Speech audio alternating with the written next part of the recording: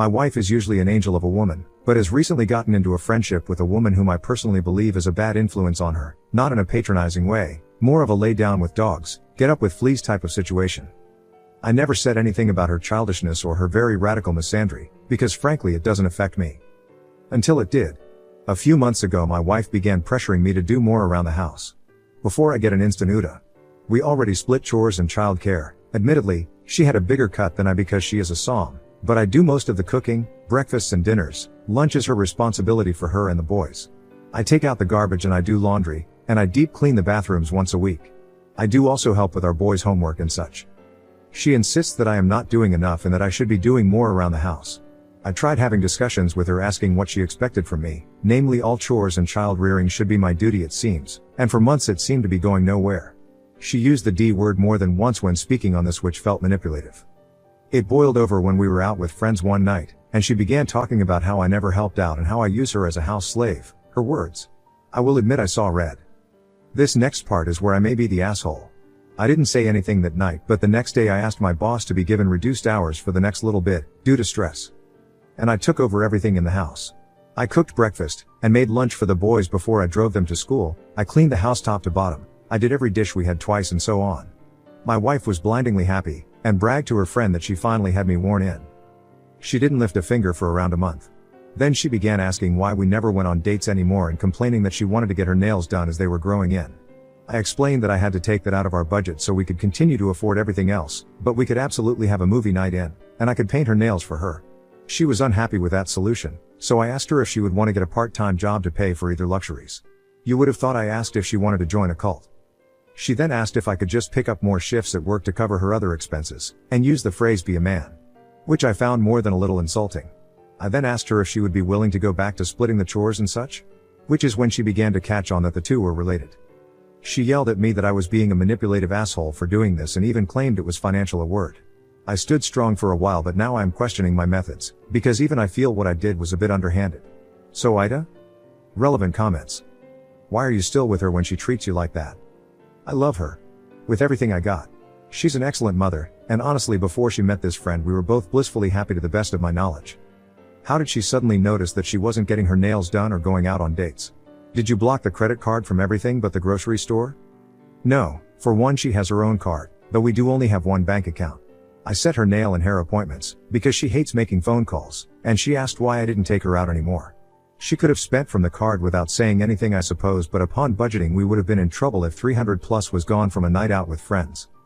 More about his wife and their relationship. She had always wanted to be a som before we got together. I try not to say this part because while her two boys are not mine biologically, they are my sons, but being a single mother was incredibly taxing for her, because working in the public was too much. I had a bit of experience with being a single father myself. I have a son of my own, but I was looking to advance my career, and was more than happy to take over the bills for a lesson load at home.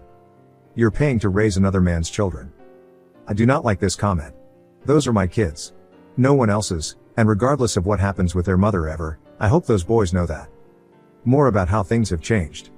Oh God, I can tell you, but it may be a bit mundane. When we first got married, she would give me shoulder and back massages every day after work, and have my favorite music playing when I open the door, even though she hates bluegrass. She would make my coffee while I was getting dressed. She made sure to pick up extra crunchy peanut butter from the store even though I'm the only person who likes it. We would have movie night twice a week with the kids and a date night to ourselves once a week. I have always had trouble sleeping, and I don't want to take pills for it, so she always had the bed ready for me, a heating pad already turned on, and my pajamas on the bed. She would run her fingers through my hair until I fell asleep, and would wake me up herself instead of the alarm because she knew it put me in a better mood. None of which I asked for. She's a good wife and wanted to because she knew that that's what I liked, and she did it. She hasn't done a 180, some of this is still true, AF least it was until I cut down my hours, that was really when she stopped doing anything at all. And right now she's pissed so I'm on the couch. Awake and regretful. Personally I think she's stubborn. I don't think she even really wants it. She just wants to prove that I would do it if she asks. She has a troubled history with men, and that's why I tend to be forgiving when things do happen. Troubled history with men? It's not something I'm comfortable talking about. But believe me when I say, what happened was not her fault. Oop is voted NTA. Update post, April 26, 2023, 6 days later. I have never been in a situation like this. I am a former addict myself, but I didn't have children then. See my last post for more clarification. Editor's note: I tried several different engines and search tactics, but couldn't find any other last post besides the Ida one, but the gist of it is that my wife and I recently had a blowout argument where she admitted to using 2 substances for several months, and has agreed to get checked into rehab, which we are currently setting up now. How the hell do I bring this up to them, without them being judgmental or hateful to their mother? Or worse, falling into the same mental space I am in? I don't want to lie to them, which is what my wife wants, but I am failing to see an alternative that won't destroy them or the respect they have for their mother. I am swimming blind here, and I have barely slept since this all came out. Any and all advice is appreciated. Thank you in advance. Relevant comments. I think it depends. What was she taking? Klonopin and Adipex that she was buying from her friend. She also admitted to having tried coke and several other prescription narcotics, but those were the only 2 she did often. Was this the friend that turned her on to radical misandry? Yes. Though it's come to light that it wasn't misandry she was being taught, but flagrant drug usage. I have told her that she goes no contact with this friend or else she will be facing divorce along with everything else. How old are the kids? 9, 12, and 14. Update post 2, April 30th, 2023, 10 days from OG post. See my profile for details. But I was driving my wife to the rehabilitation center we decided on. On the way she was screaming at me about how she can't believe I'm humiliating her like this, explaining what was happening to the boys, and making her message her dealer/friend that they would not be hanging out or using together anymore. About how she doesn't want to go, and that I am a controlling monster, and how threatening her with divorce and taking primary custody of the boys was too far and I was insane, and I just took it, and took it and took it, until I just couldn't. And I screamed at her. I screamed that the woman I met would have rather died than had a pillhead junkie around her sons, and how she disgusted me, and that I don't know if she knew how much I was considering leaving her, not because of the addiction but the way she was fucking acting, like she hadn't brought drugs into our home. Around me, a former addict myself, and around our boys. That I am beginning to hate her for doing that. That she was becoming exactly what she always cried about her mother being, and that she was lucky I was here to see it before what happened to her goddamn sons. It makes me sick to say, but watching it sink in just how far she had spiraled felt good. Watching her realize that her actions have consequences was nice. She yelled a few more times, that I was an abusive asshole, or whatever, but she was still crying, so I felt her heart wasn't in it. I plan on speaking to a lawyer. I don't want to divorce her, but I don't know how healthy our relationship could possibly be after this. I know yelling like that was wrong, but I don't feel bad. And that is the part that makes me think that maybe I shouldn't be married to her anymore. For her sake and my own. I don't know what else to do, and I'm so pissed that she detonated C4 in every bit of our life. Relevant comments. I believe I'm going to have to divorce her. And it's wrecking me. I don't want to. I still love her, but I don't know if I trust myself around her, and also not to use myself. I have been closer to relapsing this week than I ever have been. Update post 3, May 12, 2023, 12 days from last post, 3 weeks from first post. Before you read, please know this is a vent post. I normally would never be like this, but I am beyond okay and need to get this poison out of my head before I go anywhere else with it. She was fucking cheating. The drug-dealing friend sent me fucking videos of her dancing and grinding on this ugly hick-looking bastard. I am goddamn destroyed. The boys are staying with my mother for a few days, and I'm taking the next week off work. I am so done. I have never been so angry in my goddamn life. She was so goddamn smug sending it, in case you don't realize you're replaceable to her. Well, the free ride stops here. I hope she can get on Medicaid for her Suboxone LMFAO. I'm done. I saved the video immediately and I'm going to see a lawyer ASAP. I can't tell anyone yet because I want to do this shit right. Thankful as fuck my parents insisted on a prenup with what I at the time thought was an inhumane cheating clause. Never been cheated on before and I feel like tearing my goddamned hair out. I genuinely never thought she would turn out to be such a scummy piece of shit. I cannot handle this. I am not physically able to handle this. I haven't been able to keep food down and I drank for the first time in over a decade last night. Then I woke up and had to pour the rest down the drain because I am about to spiral, and my boys don't need both mom and dad in rehab right now. I am so close to losing my goddamn mind. Also, believe what you want, but stop sending me private messages about how I should take down the posts or that posting about my personal relationship with my wife is wrong, please. Leave me be, it will not work. This is the only place I can talk about this shit. Editor's note, Oop clarifies the kid situation / who is related to who. 2 of my 3 sons are stepsons, but I adopted them. They never had a father due to their bio dad being an absolute piece of shit. My biological son is the youngest and was born to a girlfriend who is not in the picture and doesn't want to be. My sons are 9, 12, and 14. She had 2 jobs when I met her, though they were both shit jobs, and I had been looking into finding her a better one. When it comes to the dealer, she was getting the drugs from her friend who is a woman, and a few of the men who she cheated with. Update post 4, July 19, 2023, 3 months from OG post. You can read my other posts for more context on what happened to get here, if you like, but the short of it is, I was blind to my wife's addiction until she admitted it, and went to rehab. While she was in rehab, I was sent evidence that she had been cheating, often, and with more than one person. I have been working on filing for divorce, while she's in rehab, not just for the cheating, but because with that on top of everything else, and myself nearly sinking back into my own addiction due to the stress of the situation, I couldn't stand to even think of her anymore, and there's no healthy relationship that has room for that mindset. I honestly didn't want to be in a room with her again, to try mediation or counseling due to the fact that the last time I was alone with her I raised my voice, and at the time even felt she deserved it. I of course now know that me doing that was terrible, and could be considered abuse, yet another reason I should not be in a relationship with this woman. I moved all of her belongings to our guest room, minus the pills I found hidden in her beside table. I took pictures of those in their hiding spot then flushed them. I also removed her from my bank account and credit cards. I spoke to my boys, explaining the situation without demonizing their mother to the best of my ability, and they seemed to understand I have no intention of abandoning them, and blood or not, they were my sons. Then she came home. The boys were, and still are away at camp, a birthday present paid for by my mother. She was quiet. Eyes on the ground after the moment I picked her up at the facility all the way home. Once we got home, I led her to the guest room silently, and she didn't take it well, crying before she could even take the first step. Throughout the next couple weeks, I let her get settled, and though I stayed carefully neutral, I know she could tell something was coming, but I wanted to be as fair as possible, and try to let her get used to being out before I said anything, as that was one thing I myself hated about when I left rehab. Everything was flying at me so fast, I didn't have time to breathe. Finally, I asked her to sit on the couch and I began explaining to her that I do not believe I can continue being married to her, and that I want a divorce. I should have known her reaction was all wrong. She didn't say anything at all, she only nodded, and cried quietly as I spoke. I explained that I did not intend to hurt her, but I could not be married to her anymore, and that maybe both of us should focus on being the best parents we can be. I told her I had no intentions of kicking her out, and that because of our prenup the divorce should be cut and dry, and she should be safe to begin looking for employment now, and once she has a job I will help her find an apartment. At this, she stood and walked to her room. I let her, because I thought she must have been overwhelmed, and this talk could wait. She didn't come out at dinner time, and I weighed whether I should leave her alone or not. Eventually, I decided to knock on the door, and ask if she was hungry. Long story short, she had smuggled pills into my house somehow, or she had a stash I was unaware of, and had an overdose, and was dead for several minutes in the ambulance, and she's in a medically induced coma, because the doctors aren't sure exactly how much damage she's done to her brain, from what they've said. I feel like an absolute monster. Like I am the scum of the earth. Like I should have just said nothing. Like I should have just dealt with it. Just held it in, and stayed.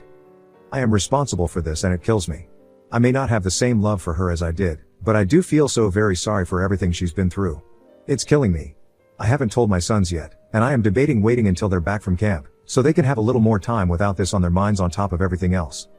I am sorry for the grammar and such, I don't have the energy to edit this, but wanted to get this off my chest. Relevant comments. Where's her family? Not my story to tell, but she doesn't have much family alive, and the ones who are she's no contact with. She has other friends, but I don't know which ones were enabling. They all know what's going on. I messaged all her friends, except the dealer, though she knows now I know from messages she sent me. She hasn't shown up to the hospital though, possibly because she thinks I would throw her out, which I would be tempted to do, to be entirely honest. A couple of her other friends visit all the time. Yes, she's no contact with her mother ironically because of her mother's addiction, and bad treatment of her. The rest constantly insisted she should see her mother, and 2 times even took her boys to her mother's house without her permission. One more clarification on the kids. Yes, because all of our children are from previous relationships. I have adopted the 2 eldest, who aren't mine biologically. Why he did it at that point? I wanted to do it while she's in rehab, but my therapist told me to reconsider, so I did. I was so angry when I found out about the cheating I wanted to take her belongings to her dealer's house and leave them there, but I knew that was wrong. I knew that once my anger wore off I would regret it. So now all I want to get the divorce started and over with as soon as possible, so that I can begin trying to pick up the pieces and move on with my life. On top of that, I didn't want to lead her on, and I could tell that she knew something was coming because I can't even stand her touching me anymore. It makes me physically ill. If I had known she was going to kill herself I could have closed my eyes and grit my teeth, and let her do whatever, but honestly even now, after what she did, I know that isn't feasible for me. I still found myself wanting to start fights, to yell, and I know that I am not a strong enough person to be in a relationship with someone who hurt me that much, who disrespected me, my home, and my children that much, who took my own past experiences with drugs into account so little that she brought them into my home, directly under the nose of myself and my children, pun intended. This is as much kindness as I can afford to extend to her anymore for my own mental health's sake. Oops comments on July 24th, 5 days later. Not awake yet, I took the advice of some of the commenters, and went to go get my boys, to see if they wanted to see their mother. I explained the situation to the best of my ability, age appropriate, and asked if they wanted to see her. They all agreed to see her eventually, but the eldest only wanted to go to support his brothers. I'm concerned about the anger he is building towards his mother, and I do intend to talk to him about it, but I also don't want to tell him how to feel, or tell him that his feelings are bad and wrong. I was already working to get them into therapy, but I'm going to expedite that. Cheating. There have been multiple pictures/videos of her dancing on/being inappropriate with men since that post. I haven't blocked the friend because she sent me a large amount of proof of infidelity, for the divorce. And in that post the hick she was dancing on was a man. Perhaps you are confused because her woman friend sent the video? Perhaps my wording was bad, I apologize. And yes, I do know that trauma is the gateway to addiction. As I am an addict and my own CSA from my uncle and general abuse from both my parents, we went to counseling during my rehab and our relationship is much better now, but growing up was very bad. I can't say I know what made her start using, but I can say I know she had a rough childhood and even worse teen years. Editing to add, regardless of sexual identity, if I found out my wife was engaging in sexual acts with women I would also consider it cheating? She was doing other sexually inappropriate things. But no, I didn't get any straight up sex tapes. I would rather not go into it further, but I think you can get my drift. Final update post, February 13, 2024, 7 months later. My wife is dead. I haven't updated in a while, and I'm sorry. But, I'm sure you can guess why I wasn't feeling up to it. I know that everyone said that she was manipulating me or trying to make me stay with her, but honestly, even if that was the case, it didn't matter, because the moment she woke up we both started crying, and talking, and we didn't stop for days. She went back into rehab for a little while, came out and we did both couples and solo therapy for both of us. She seemed happy. She seemed better, and I had hoped that the crazy was over, that we would just be happy again. I didn't update then because frankly, I was scared how everyone would react. I don't do well at getting yelled at. She promised me that if anything happened, if there was anything she needed to talk to me about, she wouldn't hesitate. Everything was going well, and now when I ask myself if there were signs she would go back or that she never stopped, the answer is no. Nothing except the fact that she had an overdose at her friend's house while I was working and died on her couch. The friend didn't even want to call an ambulance. Her boyfriend had to convince her to. I don't think either of them were arrested that day, but I know from the paper she was picked up a couple of months ago for selling. Everyone kept telling me to go to the police, and frankly, maybe I should have, but frankly, with the way the police act, it wouldn't do much good. Since then, I've been drifting terribly. I took up smoking again, something I quit before I got married because she hated the smell. I hate it now too, the smell, I mean, but the hand to mouth is nice. My sons are in therapy and are taking the loss as well as they could be expected to. The younger two talk about her a lot, but the eldest is mostly angry. I'm thankful he doesn't seem to want to say things to his brothers about it, but I always let him tell me anything he's thinking, even when it breaks my heart. I know that maybe everyone here has an idea of who my wife was, but one thing that you could never deny was how much she loved our boys. They were her pride and joy, absolutely everything to her. I miss her. I miss her so much it feels like a death rattle to breathe. There's never music when I get home anymore and I hate it. I hate the quiet so much that some days before I go inside I sit in the car and just cry because I know she won't be there. I haven't even been able to clean out her side of the bathroom yet. It hurts too much to think about getting rid of her perfume, or her toothbrush. I haven't felt like writing for obvious reasons, but there's something that feels important now, so I will. Valentine's Day is tomorrow. On the way home from work recently, I caught myself calculating flower prices, before I remembered that I have no one to give them to unless I put them on her grave. I remember being pissed off at how expensive roses were getting, and now that seems so silly. I just wanted to say, if you have someone you love, please cherish them. Do something extra nice for the person you love tomorrow, for my sake. Nothing crazy, but maybe you can dance around the living room to your song, or read to each other. Something soft, or good, to let them know you're real, and really, really there. I know that's so cliche and corny, and if Alex were here now she would actively bully me, ha. But sadly, the old bastards were always right. Life is short. Isn't that a kick in the ass? Relevant comments. Smoking. I know I should quit smoking. I don't do it in the house, because the smell really does make me sick after a while. I only really do it at night, or in the early mornings. I'm considering getting one of those flavored air ones that are going around, with no smoke or whatever, so I can keep the hand to mouth thing, which I like a lot, and missed. Not the best compromise, but it's something. Try widow support on Reddit. I might, honestly, thank you. Any kind of emotional support right now is gonna be welcome. It's hard for me to be emotional around my boys because I hate to make them feel like they're ever in a position where they need to take care of me. Poor kids have been through enough without me losing it, but I've been such a mess that they've caught me crying in my car more often than I'd like. Not to imply that I refuse to cry around them at all, just. I hate them seeing exactly how much of a wreck I am. Are you in therapy? I'm in therapy, but it's a long process, especially considering I'm a former addict myself. The entire situation has aged me a decade and a year. As someone whose dad went through similar shit, cry in front of them. It's okay. I can try. It just always makes me feel so guilty. I know I shouldn't, but I always just think to myself, what are you doing? You're meant to be taking care of them, not the other way around. I hate to think that they ever feel the need to walk on eggshells around me because I'm too much of a wreck to handle something. I know that's a bad answer, but it's true. It just always comes around to the face that those are my boys and I am their dad. I am supposed to be stronger than this for them. And I don't mean to imply that crying is weak or wrong, I just don't know how to turn it's okay to cry into it's okay for me to cry in my head. Then of course I mostly mean now, after everything. At the funeral, there was no helping it, and for the first few days after that I was such a mess my parents came to stay with us because they were concerned I wasn't sleeping. This exchange, Oop and the commenter who wrote the above statement about crying. Commenter, yeah.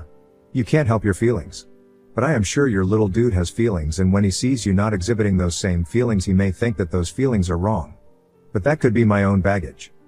Do what you need to for yourself, my dude. But that just stood out to me. Oop, thank you, genuinely. I will keep that in mind. I hadn't fully considered that, if I'm being honest, but I can work on it.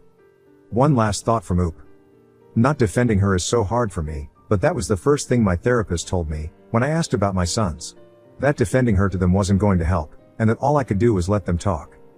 My eldest is the only one who really rages about it, but the younger two will eventually, I'm sure.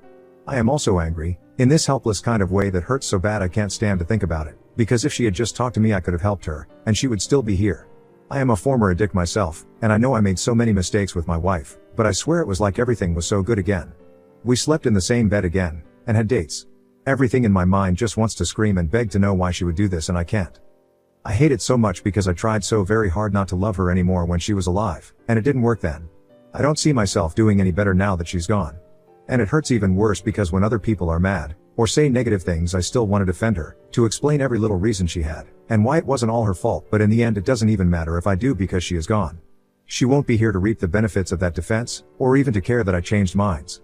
She won't be here to be respected, or disrespected. It feels pointless, but I still want to, and it makes me feel like a fucking moron.